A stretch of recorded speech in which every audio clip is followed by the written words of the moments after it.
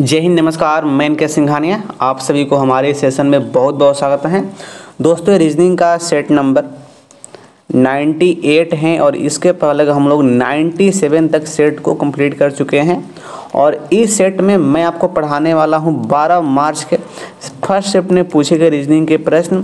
तो चलिए इस सेशन का आगाज़ करते हैं। और आप लोग अभी तक इस चैनल को सब्सक्राइब नहीं किए हैं तो सब्सक्राइब करके आप लोग इस फैमिली से जुड़ जाएं। और इसका PDF फाइल बिल्कुल फ्री आपको मिल जाता है टेलीग्राम पर, तो भाई टेलीग्राम से भी आप ज्वाइन हो जाइएगा। तो पहला प्रश्न आपके स्क्रीन पर आने वाला है और पहला प्रश्न ये रहा। यह प्रश्न पूछा गया है, एनालॉजी का प्रश्न है। और यहाँ पर किस प्रकार का लॉजिक यहाँ पर यूज हुआ है देखिएगा। ABC है, A का पैलेस 1 होता है, यहाँ पर 2 किया गया। B का 2 होता है, 3 किया गया। 3 के दिए C का 3 होता है, यहाँ पर 4 किया गया। यानी कि हर एक लेटर का जो पैलेस होता है उस पर 1 प्लस किया गया है। तो आप भी यहाँ पे कर सकते हैं। X का 24 तो 25 होगा, Y का 25 तो 26 होगा, Z का 26 तो 27 होगा। तो कितना आ गया? 27, 26 और यहाँ पर 27 आ गया। 25, 26 और ये 27 आ गया। देखिए यह किस में दिया गया है? ऑप्शन नंबर यहाँ पे ये B में दिया गया है। अगला प्रश्न है, अगला प्रश्न यहाँ पे पूछा गया है, ये भी एनालॉजी का प्रश्न है। यहाँ पर पक्षी हैं और यहाँ पर आकाश हैं और यहाँ पर जलयान है। देखिए पक्षी आकाश में उड़ती हैं तो उसी लॉजिक से जलयान कहाँ चलता है जी? तो समुद्र में चलता है। तो यहाँ पर ये हो जाएगा समुद्र। ऑप्शन यहाँ पर D होने वाला है। अगला प्रश्न पूछा गया है क्लासिफिकेशन का और ऑप्शन आपके सामने ये रहा। हाथी, बाघ, भेड़िया और यहाँ पर तेंदुआ है। इसमें कौन विषम है आपको ये बताना है। तो कॉमन सेंस का बात है, बाघ, भेड़िया, तेंदुआ ये मांसाहारी होते हैं, लेकिन हाथी शाकाहारी होती हैं, इसलिए विषम हो जाने वाला है। अगला प्रश्न पूछा गया है, ये अल्फ़ाबेट सीरीज का प्रश्न है। कुछ नहीं करना है, बच्चा वाला प्रश्न है।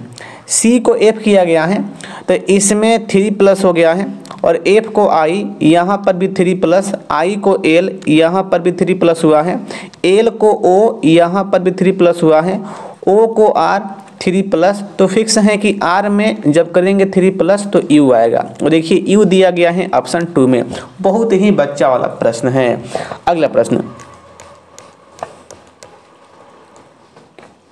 अगला प्रश्न पूछा गया है कोडिंग का, लेकिन इस प्रश्न का लॉजिक्स पकड़ में नहीं आ पा रहा है। इस प्रश्न को देखिएगा कि इसका एक्चुअली लॉजिक क्या होने वाला है। इसका उत्तर होने वाला है ऑप्शन 3। इस प्रश्न को मैं स्किप कर रहा हूं, मैं बहुत प्रयास किया, पकड़ में नहीं आ पा रहा है। अगला प्रश्न पूछा गया है क्लासिफिकेशन का। एक बार फिर से देखिए, ऑप्शन यहाँ पर है। संगीत को लिखा गया है संगीतज्ञ, ओके। समाचार पत्र का संपादक हो जाएगा उसी लॉजिक से, ऑप्शन वाला से। और देखिए, और इसी प्रकार से कागज का यहाँ पर ये कलम यहाँ पे हो जाएगा। लेकिन यहाँ पर जो दिया गया है ये बाज, वायुयान, तो ये अलग यहाँ पे हो जाएगा। यानी कि यह आपका विषम हो गया, यह असंगत हो गया, ऑप्शन 3। अगला प्रश्न पूछा गया है, ये पंक्ति वाला प्रश्न है, सीटिंग अरेंजमेंट का प्रश्न है। और यहाँ पर कहा गया है कि 5 लड़के हैं। कौन कौन भाई? B1 है, B2 है, B3, B4, B5 उत्तर की ओर मुंह करके एक पंक्ति में बैठे हुए हैं। जरूरी नहीं कि इसी क्रम में हो। क्लियर? अब यहाँ पर देखिएगा, सबसे पहले ये पंक्ति हो गया मेरा, ये पंक्ति, इसमें 5 हैं। 1, 2, 3, 4, 5 सबका फेस उत्तर की ओर है। डायरेक्शन इधर लेफ्ट, इधर राइट, ये तो सबको पता है। सॉरी, मैं क्या बोल दिया जी, इधर लेफ्ट होगा, इधर राइट होगा। क्लियर? अब यहाँ पे देखना, इसका खेला यहाँ से स्टार्ट हुआ है। B1 तथा B3 के बीच में 2 लड़के हैं। B1 और B3 के बीच में कितने बच्चे हैं? 2 बच्चे हैं। अब देखिए यह जो है यह फिक्स लाइन नहीं है। जब भी बीच वाला लाइन दिया हो तो ऐसा लाइन फिक्स लाइन नहीं होता है। तो ऐसे लाइन को आप हिंट के रूप में अभी आपको यूज नहीं करना है, इसको आप माइंड में यहाँ पे डाल लीजिएगा। यह साइड में आप यहाँ पे लिख भी सकते हैं कि जो B1 है इनके बीच में 2 पर्सन हैं, ये इस प्रकार से। तो इस प्रकार से आप लिख भी सकते हैं। उसके बाद B4 B3 के दाईं ओर दूसरे स्थान पे बैठा है। देखिए यह जो है फिक्स लाइन है। जो B4 है ना, B3 के दाईं ओर दूसरे स्थान पे बैठा है। अच्छा मान लो मैं मानता हूं कि B3 यहाँ पर है, क्लियर। B3 के दाईं ओर दूसरे स्थान पे पहला दूसरा यहाँ पर B4 हो गया, क्लियर हो गया। अब ये फिक्स नहीं होगा क्योंकि B3 यहाँ पर भी हो सकता है और B4 यहाँ पर भी हो सकता है। अभी ये फिक्स नहीं है। अब आगे आना। अब देखिए यहाँ पर पिछला पॉइंट यहाँ पर दिया गया था कि B1 तथा B3 के बीच में 2 बच्चे हैं। अच्छा मान लीजिए कि यदि यहाँ पर B3 को मैं फिक्स करता हूँ तो भाई B1 को मैं कहाँ पर फिक्स करूँ? B1 को आप फिक्स कर सकते हैं यहाँ पर, ये हो गया B1। देखिए B3 B1 के बीच में 2 पर्सन हो गए, एक तो ये और एक ये, कोई दिक्कत नहीं। अब उसके बाद B2 तथा B5 के बीच केवल एक लड़का बैठा हुआ है। अब देखिए B2 और B5 को बैठाना है।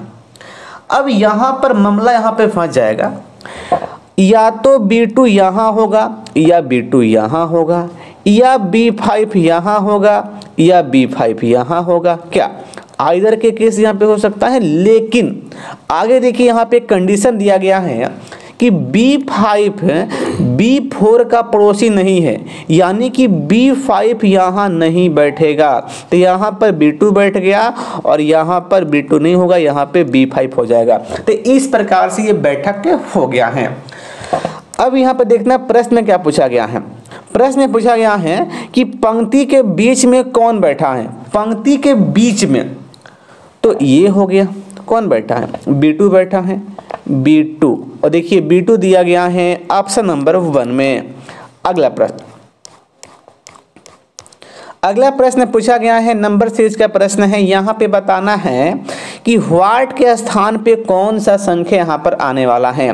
इसमें पैटर्न इस प्रकार से यहाँ पे अप्लाई होने वाला है। देखिएगा ये 261 को किया गया है 252, बहुत इजी पैटर्न है, बच्चा वाला पैटर्न है। यहाँ पर -9 किया गया, उसी प्रकार से 252 को किया गया है 243 से, तो यहाँ पर भी -9 किया गया है। और 243 को 234 से यहाँ पर भी -9 किया गया है। और 234 को 225 से तो यहाँ पर भी -9 किया गया है। तो कन्फर्म है भाई कि 225 में हमें -9 करना होगा। तो भाई कितना आएगा? कितना आएगा?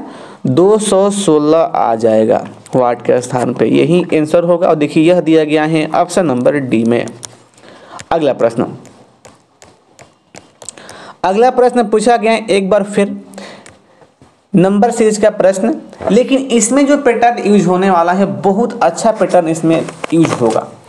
इसको देखिएगा एकदम ध्यान से भाई।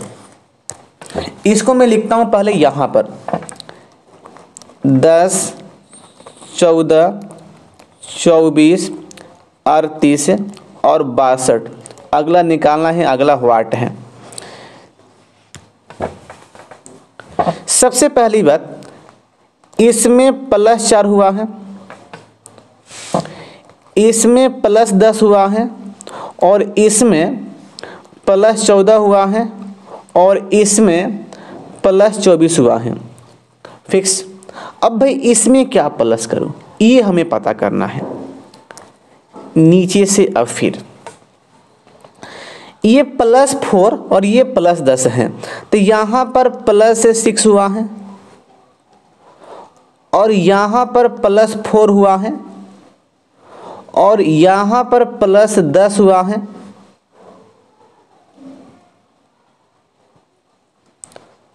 अब भाई इसमें क्या प्लस करूं, क्या?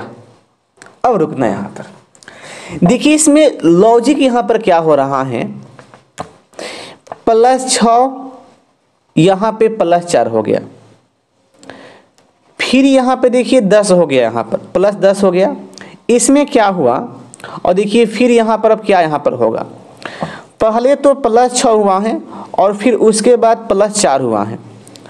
अब देखिए 6 4 को यहाँ पर ऐड करके यहाँ पर +10 किया गया, तो अगला में हमें क्या करना होगा, यहाँ पर 4 और 10 को यहाँ पर ऐड करेंगे तो 10 4 क्या होगा, 14 होगा, यानी कि यहाँ पर हमें 14 प्लस करना पड़ेगा। किस में? 24 में। देखिए 24 में 14 प्लस करेंगे तो 38 आएगा, यहाँ पर हमें 38 प्लस करना होगा, किसमें? अब 62 में। तो ये 10 हो गया, 6 3 9 और एक यहाँ पे 10 हो गया, तो इस प्रकार से कितना आ गया, 100 आ गया।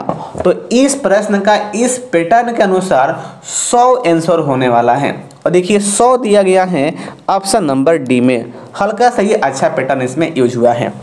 अगला प्रश्न, अगला प्रश्न पूछा गया है, देखिएगा ये कथन एंड निष्कर्ष का प्रश्न है, और मैं आपसे हमेशा बोलता हूं कि कथन एंड निष्कर्ष का जब भी प्रश्न आए तो इसका बस एक ही कंसेप्ट होता है कि कथन के अकॉर्डिंग यदि निष्कर्ष दिया हुआ हो तो वैसा निष्कर्ष सही होता है। अब देखना यहाँ पर ये कथन में क्या दिया गया है कि आधुनिक युग में भारत के जीडीपी में वृद्धि हुई है। क्लियर? कथन में कहा गया कि आधुनिक युग में भारत की जीडीपी में वृद्धि हुई है। अब देखिए इसका मतलब क्या हुआ कि प्रेजेंट टाइम में देश की जो सरकारें हैं वह अच्छी प्रकार से वर्क कर रही हैं, इसीलिए अभी प्रेजेंट समय में भारत की जीडीपी में वृद्धि हुई है। क्या इस स्टेटमेंट का मतलब यही हुआ ना? अब देखना यहाँ पर निष्कर्ष नंबर 1, देश में आर्थिक एक्टिविटी गतिविधि में वृद्धि हुई है। ओके, अब भारत की जीडीपी कहे या देश की आर्थिक एक्टिविटी कहे, बात सेम है, इसलिए ये तो भाई यहाँ पे सही हो गया। क्लियर? नंबर 2 आएगा, सरकार देश में होने वाली आर्थिक एक्टिविटी में अहम भूमिका नहीं निभाती है। अब देखिए यह जो कंक्लूजन हो गया, यह कथन का विरोध कर रहा है। स्पष्ट है भाई, मतलब कथन के अपोजिट यहाँ पे दिया गया है। कथन में क्या कहा गया है कि आधुनिक युग में भारत की जीडीपी में वृद्धि हो रही है, अर्थात जो सरकार है अच्छी वर्क कर रही हैं, जिससे इंडिया का जो जीडीपी है उसमें ग्रोथ हो रही है। लेकिन यहाँ पर क्या है, भूमिका नहीं निभा रही हैं, मतलब यह है अपोजिट हो गया किसका? कथन का। तो इसलिए ये भी यहाँ पे रॉन्ग हो गया, मतलब यह जो कंक्लूजन है कथन के अकॉर्डिंग नहीं दिया गया है। तो भाई यहाँ पे सही कौन हुआ? निष्कर्ष नंबर यहाँ पे 1 सही है। ऑप्शन आपके सामने ये रहेगा, देखिएगा ये ऑप्शन है आपके सामने, देखिए ऑप्शन 1 यहाँ पे सही होने वाला है। निष्कर्ष 1 पालन करता है किंतु निष्कर्ष 2 पालन नहीं करता है। ऑप्शन 2 गलत है, ऑप्शन 3 भी और ऑप्शन 4 भी। अगला प्रश्न देखिएगा, अगला प्रश्न पूछा गया है काउंटिंग ऑफ ट्राइंगल। बहुत इजी प्रश्न है और ऐसा प्रश्न बच्चा वाला ही प्रश्न है, एकदम बबुआ वाला प्रश्न। देखिए यह एक प्रकार का बेसिक फिगर है काउंटिंग ऑफ ट्राइंगल का। देखिए जब भी इस प्रकार का फिगर आए और इसमें काउंट करना हो त्रिभुज की संख्या, तो इसके लिए कंसेप्ट क्या होता है देखना भाई ध्यान से। सबसे पहले आपको बेसिक से आपको काउंट करना है कि इसमें कितना ट्राइंगल है। 1 2 3 4, 4 है।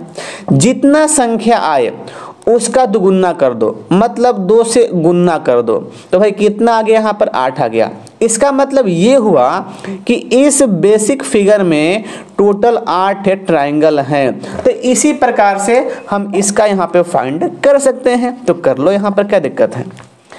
1 है, 2 है, 3 4 5 6 हैं, तो 6 का दुगुना 12। मतलब इस ट्रायंगल में कितना, सॉरी इस फिगर में कितना त्रिभुज हैं, तो 12 हैं। और देखिए 12 दिया गया है ऑप्शन नंबर बी में।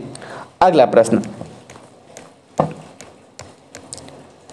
अगला प्रश्न देखिए पूछा गया है, एक बार फिर से एनालॉजी का प्रश्न इसमें है। यहाँ पर सेना है, यहाँ पर सैनिक है। देखिए सेना में कौन होता है, सैनिक होता है। उसी लॉजिक से ये विद्यालय है, तो भाई विद्यालय में कौन होता है, विद्यार्थी होते हैं। इजी प्रश्न है। अगला प्रश्न, अगला प्रश्न मिसिंग नंबर का प्रश्न है और इसमें हल्का सा अच्छा पैटर्न इसमें यूज होने वाला है। देखिएगा इसको वर्टिकल,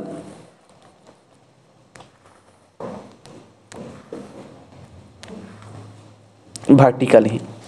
अब इसमें जो पैटर्न यहाँ पे लगने वाला है वह किस प्रकार से, तो भाई देखना है इस प्रकार से। इस वाले में सबसे पहले आपको क्या करना पड़ेगा, 7 में 4 से गुना करिए, तो ये कितना हो गया, ये 28 हो गया।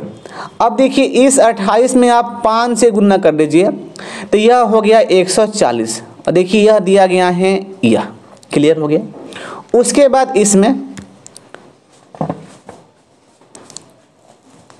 देखिए 6 में 5 से गुना करेंगे, तो 6 5 30 हो गया। 30 में 7 से गुना 210 हो गया मेरे मुन्ना। उसी प्रकार से इसमें आ जाओ, 2 में 4 से गुना 8 हो गया, 8 में 8 से गुना 64 हो गया। अब इसमें अंतिम में, अब भाई इसमें क्या करेंगे, देखिएगा यहाँ पर 5 हैं और यहाँ पर वाट हैं। वाट के स्थान पर क्या रखूं, और इसमें 9 से गुना करना है और बराबर हमें क्या चाहिए, 270 चाहिए। अब देखिए एक पॉइंट यहाँ पे स्पष्ट है कि भाई हमें यहाँ पर 30 लाना पड़ेगा, तभी ना 9 27 270 आएगा। तो यहाँ पे हमें 6 फिलअप करना पड़ेगा, 6 5 30 हो गया और 30 में 9 से 270 हो गया। तो इस प्रकार से वाट के स्थान पे 6 आने वाला है और 6 दिया गया है ऑप्शन नंबर ए में। अगला प्रश्न, अगला प्रश्न पूछा गया है कोडिंग का प्रश्न, बबुआ वाला प्रश्न है, बच्चा वाला प्रश्न है। देख लो यहाँ पर ये बुक है। देखिए बुक को किस प्रकार से लिखा गया है, बी का स्थान 2 और ओ का 15, ओ का 15, के का 11। बस सेम सेम सेम आप भी कर लो यहाँ पर, सेम टी यू। देखो ये सी है, सी का 3 हो गया, एच का 8 हो गया, ए का 1 और आई का 9 और आर का 18। कितना गया जी, 38 19 18। किस ऑप्शन में है, 38 19 18 ऑप्शन सी में। क्लियर। अगला प्रश्न, अगला प्रश्न देखिए, ये हुआ कोडिंग का हल्का सा एडवांस प्रश्न। इस प्रकार का प्रश्न है, अब आपको आने वाले शिफ्ट में देखने को भाई मिल जाएगा। पीछे 1-2 शिफ्ट था जिसमें इस प्रकार का प्रश्न पूछा गया था। और देखिए ऐसा प्रश्न यदि आप एक भी बार नहीं किए हैं तो भाई आप इसमें फंसने वाले हैं। देखिएगा ऐसे प्रश्न को किस प्रकार से किया जाता है। देखिए यहाँ पर दिया गया है, यह रेलवे है। रेलवे को 4 अलग अलग कोड में लिखा गया है। देखिए ये कोड 1 है, कोड 2 है, कोड 3 है, कोड 4 है। अब देखिए सबसे पहले मुझे पता करना है इसमें कि कोड 1 का लॉजिक क्या है, कोड 2 का लॉजिक क्या है, कोड 3 का लॉजिक क्या है और कोड 4 का लॉजिक क्या है। आइए पता करते हैं। पहले कोड 1 में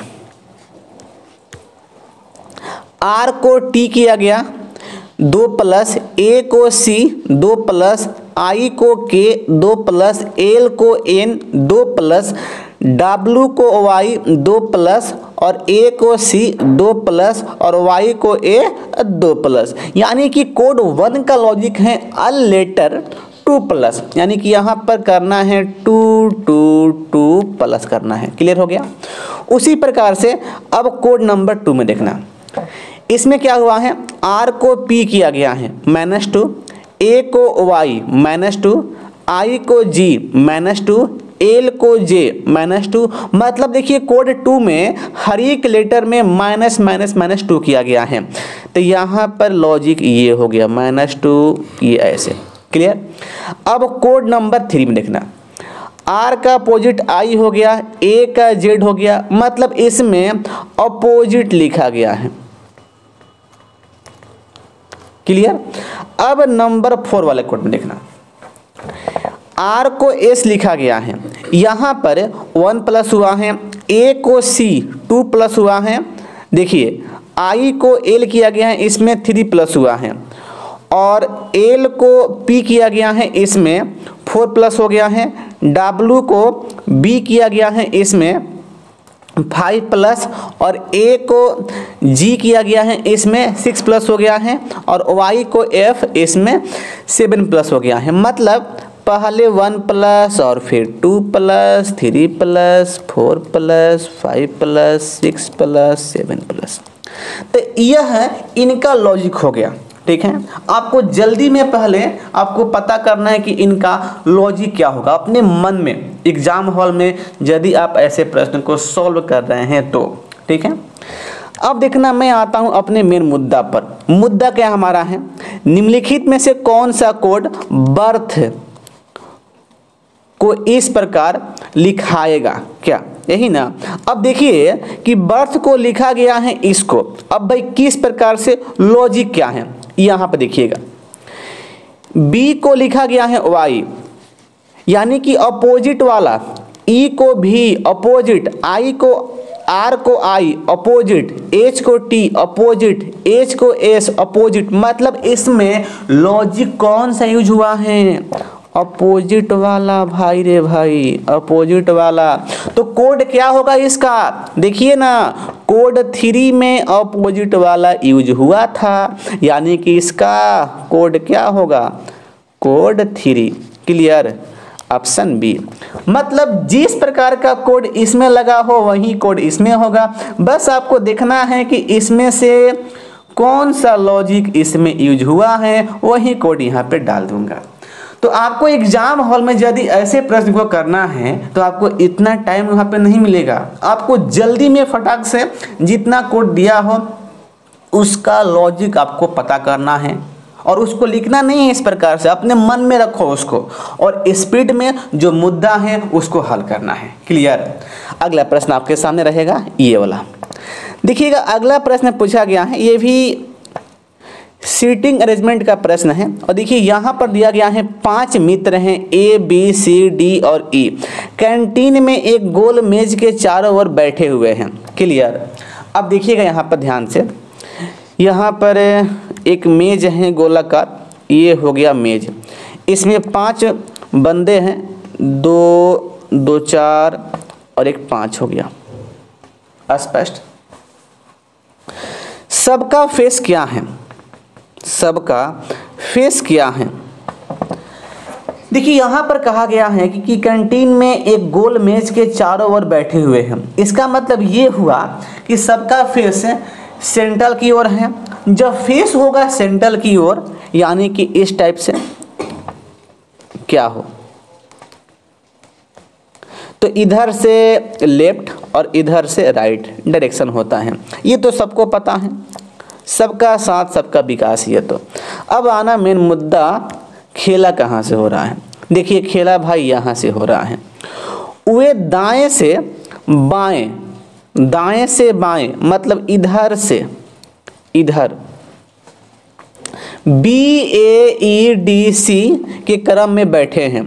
आप कहीं से बैठा सकते हैं, मैं मान लिया कि बी यहाँ पर हैं और ए यहाँ पर हैं, ई यहाँ पर हैं, डी यहाँ पर हैं और सी यहाँ पर है। क्या कोई दिक्कत है क्या? कोई दिक्कत नहीं।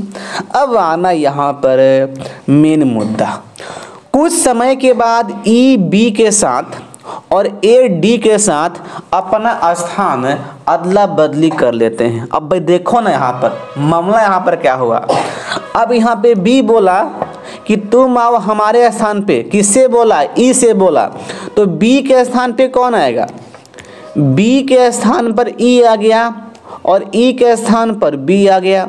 अब एडी में झगड़ा हो गया, मारा पीटी फटाफटी हो गया इसमें, तो ए बोला कि तुम हमारे स्थान पे आ जाओ और डी बोला कि तुम हमारे स्थान पे आ जाओ। तो ए के स्थान पर आ गया डी और डी के स्थान पे यहाँ पर हो गया ए। इस प्रकार से हो गया, अदला बदली हो गया। अब देखिए प्रश्न में क्या पूछा गया है।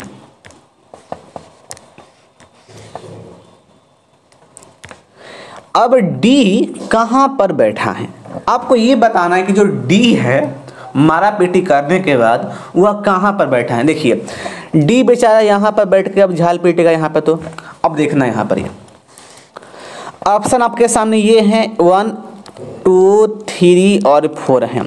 देखिए ऑप्शन 1 सी ए के बीच में है, सी ए यहाँ पर है, ये तो भाई रॉन्ग हो गया। ऑप्शन 2 ई ए है, नहीं है, ये भी नहीं है। ऑप्शन 3 ई बी है, देखो भाई यहाँ पर ई है, यहाँ पर बी है, इसके बीचवा में डी है। तो इसलिए स्पष्ट क्या हुआ कि इसका आंसर होने वाला है क्या, बोलो क्या होने वाला है। ऑप्शन 3 ई और बी, ऑप्शन 4 नहीं होगा। तो इस प्रकार से यह प्रश्न सॉल्व हो गया है। अगला प्रश्न आपके सामने रहने वाला है यह, देखिएगा अगला प्रश्न एक बार फिर से आ गया, सीटिंग अरेंजमेंट का प्रश्न, पंक्ति वाला। 7 लड़कियां हैं A B C D E F तथा जी, दक्षिण की ओर मुंह करके एक पंक्ति में अब बैठी हुई हैं, भाई मजे कर रही हैं। जरूरी नहीं कि इसी क्रम में हो, चलो ये हमारा पंक्ति हो गया। 7 लड़कियां हैं, उनका फेस किधर है, मुहावा किधर है, दक्षिण की ओर है। इधर 1 2 3 4 5 6 7। अब भाई डायरेक्शन क्या होगा, तो इधर राइट होता है और इधर लेफ्ट होता है, ये तो सबको पता है, इसमें नो डाउट। अब आना खेला, देखो खेला कहाँ से हो रहा है, खेला यहाँ से हो रहा है। सी डी के दाईं ओर निकटतम स्थान पर है, जो सी है ना वह डी के दाईं ओर निकटतम स्थान पे है। क्लियर। अच्छा मैं मान लिया कि सी हमारा यहाँ पर है और जो सी है ना यह डी के दाईं ओर, तो भाई डी यहाँ पर होगा। देखिए एकदम निकटतम, एकदम पास में बैठा हुआ है, कौन, सी बैठा हुआ है, बैठ गया। अब उसके बाद देखना डी बाएं सिरे से तीसरे स्थान पर है, डी कहाँ पर है, बाएं सिरे से तीसरे स्थान पे भाई होना चाहिए डी को।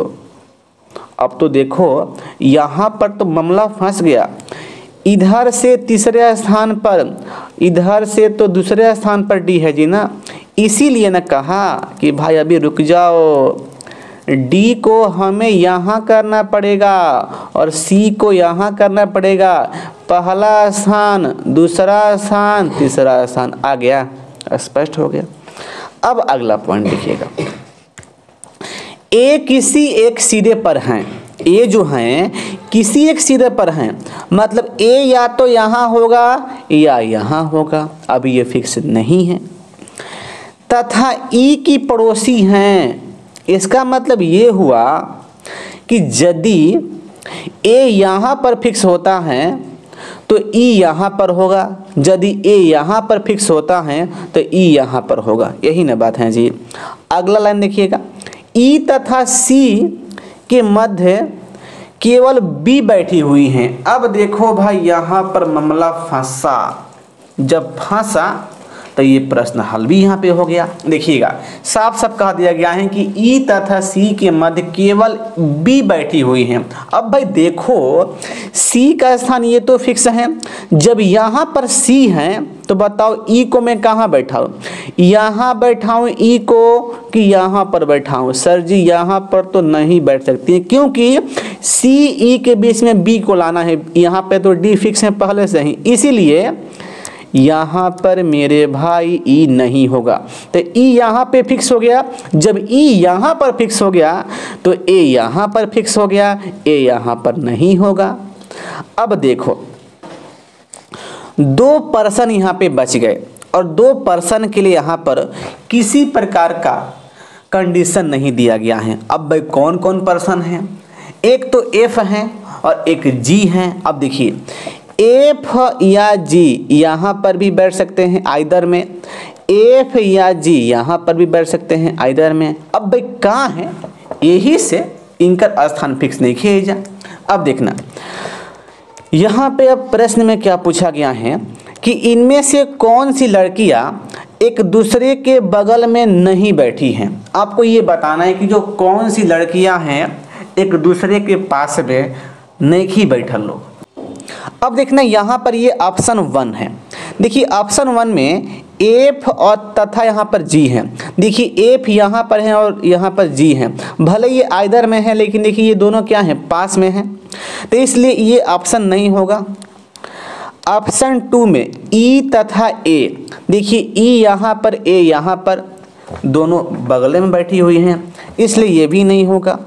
ऑप्शन सी आना, सी तथा बी, देखिए सी यहाँ पर है और भाई बी कहाँ पर आएगा, देखिए बी, अच्छा बी यहाँ पर आएगा, बी यहाँ पर देखिए, तो सी बी क्या है, ये पासे में है, तो ये भी नहीं होगा। अब देखिए यहाँ पर डी, डी देखना, डी तथा ई, देखो भाई डी यहाँ पर हैं और ई यहाँ पर हैं, तो डी तथा ई ऐसी लड़कियां हैं जो एक दूसरे के बगल में नहीं बैठी हुई हैं, एकदम खुलेआम दिख रहा है यहाँ पर, इसलिए यही ऑप्शन यहाँ पे सही होने वाला है। तो इस प्रकार से यह सीटिंग अरेंजमेंट का प्रश्न पंक्ति वाला यहाँ पे सॉल्व हो गया है। एक पॉइंट में स्पष्ट कर दूं, यह जो बी है पहले से जी यहाँ पे फिक्स था, ठीक है ना, मैं भूल गया था इसलिए मैं अभी यहाँ पे मैं लिख दिया हूँ। देखिए ई और सी के बीच में, ई और सी के बीच में बी है। अगला प्रश्न, अगला प्रश्न देखिए आपके सामने ये है और यह प्रश्न पूछा गया है, ये क्लासिफिकेशन का प्रश्न है ये। और देखिए यहाँ पर दिया गया है ऑप्शन 1 में एडवोकेट हैं और ऑप्शन 2 में टीचर हैं और ऑप्शन 3 में इंस्पेक्टर और ऑप्शन 4 में डॉक्टर जी यहाँ पर हैं। तो यहाँ पर लॉजिक भाई इस प्रकार का होगा, एडवोकेट का संबंध डिफेंस से नहीं है, टीचर का भी नहीं है, डॉक्टर का भी नहीं है, लेकिन इंस्पेक्टर का संबंध डिफेंस से है, इसलिए ये राइट हो जाने वाला है ऑप्शन 3। अगला प्रश्न, अगला प्रश्न पूछा गया है क्लासिफिकेशन, एक बार फिर से बताना है कि इसमें कौन असंगत है। देखिए इसका लॉजिक यहाँ पर क्या हुआ है, एनपीआर का एन को पी किया गया यहाँ पे +2 और फिर पी को आर यहाँ पर भी +2 हुआ है। ऑप्शन 2 का लॉजिक के एम यहाँ पे +2 हुआ है, एम ओ यहाँ पर भी +2 हुआ है।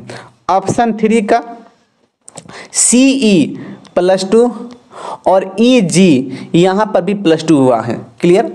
ऑप्शन 4 यहाँ पे देखिएगा आर एस यहाँ पर तो +1 हो गया भाई, मामला यहाँ पे फंस गया नहीं, एस यू यहाँ पे +2 हो गया।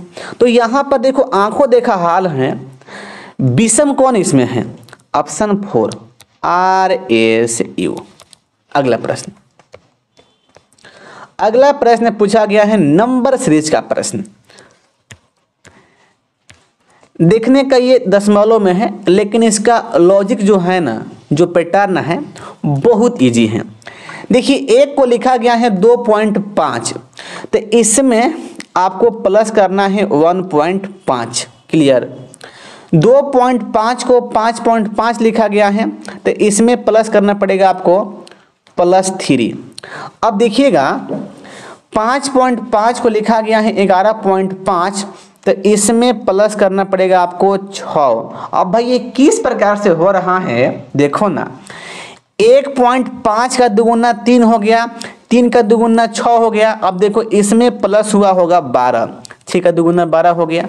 तो उसी प्रकार से अब भाई इसमें प्लस क्या करो, तो 12 का दुगुना 24 प्लस कर दो यहाँ पर, देखिए तो कितना हो गया जी, ये 5 दशमलव, देखो 4 3 7 और ये 4 हो गया, यानी कि 47.5 आएगा। और देखिए यह दिया गया है ऑप्शन नंबर यहाँ पर ए में। अगला प्रश्न, अगला प्रश्न पूछा गया है कोडिंग का प्रश्न है ये, देखिएगा यहाँ पर ये आर्मी है और इसको लिखा गया है इस प्रकार से। अब भाई कैसे, तो देखो यहाँ पर ऐसे ए को लिखा गया x। देखिए ए का स्थान होता है 27 होता है और x का 24 होता है, तो इसमें -3 किया गया। अब उसके बाद देखिए r है, r को o -3, m को j -3 और y को भी -3, यानी कि हर एक लेटर में -3 किया गया है। तो उसी प्रकार से यहाँ पर कैलकुलेटर है, इसको भाई कर दो। यहाँ पर क्या दिक्कत है, देखो c में -3 करेंगे तो कितना आएगा, देखिए c का स्थान यहाँ पे यूज करेंगे हम लोग 29 में से 3 माइनस करेंगे तो 26 पे क्या होता है, z होता है। a में -3 तो आपका x यहाँ पर आएगा, l में -3 तो i आने वाला है, और c में -3 तो z आएगा, और u में -3 तो यहाँ पर r, और l में i हो जाएगा, a में x होगा, और फिर t में q होगा, और फिर o में l होगा, और फिर r में o होगा। तो इस प्रकार से क्या आ गया, Z X I Z R I X Q L O, और यह दिया गया देखिए किस ऑप्शन में है, जेड से एक ही यहाँ पे स्टार्ट हुआ है, ऑप्शन 2 में दिया गया है। अगला प्रश्न देखो भाई, एक बार फिर से आगे लनी, फिर से अगला नहीं हो। देखा यह जो प्रश्न है पूछा गया है मिसिंग नंबर का, और ऐसा प्रश्न बहुत शिफ्टों में रिपीट हुआ है, एकदम सेम प्रश्न। इसमें कुछ नहीं करना है। देखिए यहाँ पर जेड है, जेड का स्थान 26 होता है, इसमें भी देखिए यहाँ पे 26 आएगा, ओ 15 के 11 ऐड किए 26 आ गया, इसमें भी 26 आएगा, डी 4 और यहाँ पर यू 21, 25 एक 26 हो गया। तो फिक्स है कि इसमें भी 26 लाना है, कैसे भी लाओ, थूर कर लाओ चाहे समझा के लाओ। देखो ये J है, ये B है, तो ये 12 हो गया, 12 9 कितना हुआ बोलो, 12 9 21 हो गया।